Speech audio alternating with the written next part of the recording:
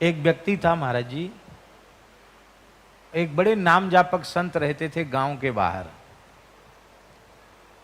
और केवल 1 घंटे कुटिया से बाहर बैठते थे आके। उसी समय लोग थोड़ी देर कीर्तन भजन करते थे, बोलते किसी से नहीं थे, बहुत कम बोलते थे। और एक व्यक्ति गांव का इतना भारी दुष्ट था कि वो समय निकाल के आता था एकांत में, अकेले में,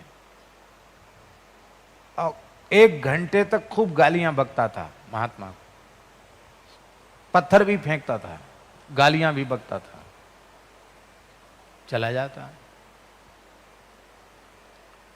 नियम से गाली देता था।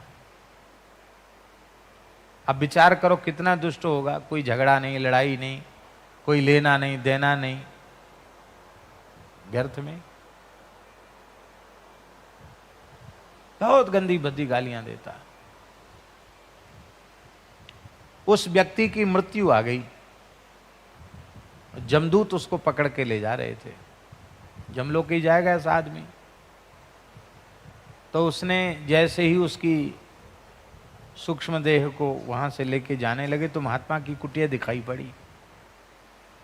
तो उसने कहा कि नरक तो जाना ही है और हमारा छुटकारा तो होना नहीं है, तो आज का हमारा नियम बाकी है।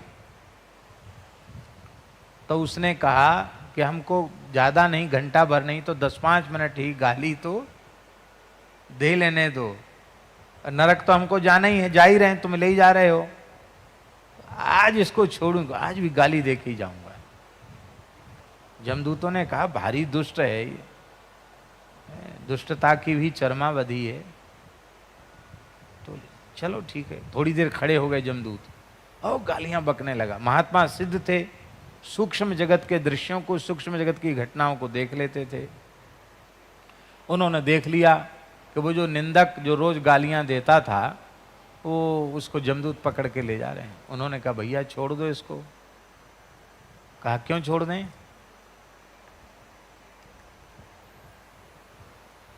तब संत ने कहा कि जब हमारा उपासक, हमारा भक्त, हमारा प्रशंसक तुम ही कह रहे हो कि उसकी दुर्गति नहीं होती है क्योंकि आपसे संबंध है, तो किसी भी भाव से संबंध जो जुड़ गया, हमारा निंदक नरक क्यों जाए? प्रशंसक नरक नहीं जाता है तो हमारा निंदक नरक क्यों जाए? तो हम अपने भजन का दान करते हैं इस जीवात्मा को, जिससे ये निष्पाप होकर भगवान के धाम जाने का अधिकारी हो जाए। जैसे ही अपने भजन का संकल्प किया, जमदूत भाग गए, भगवान के पार्षद प्रकट हो गए और वह निंदक भी भगवत धाम चला गया।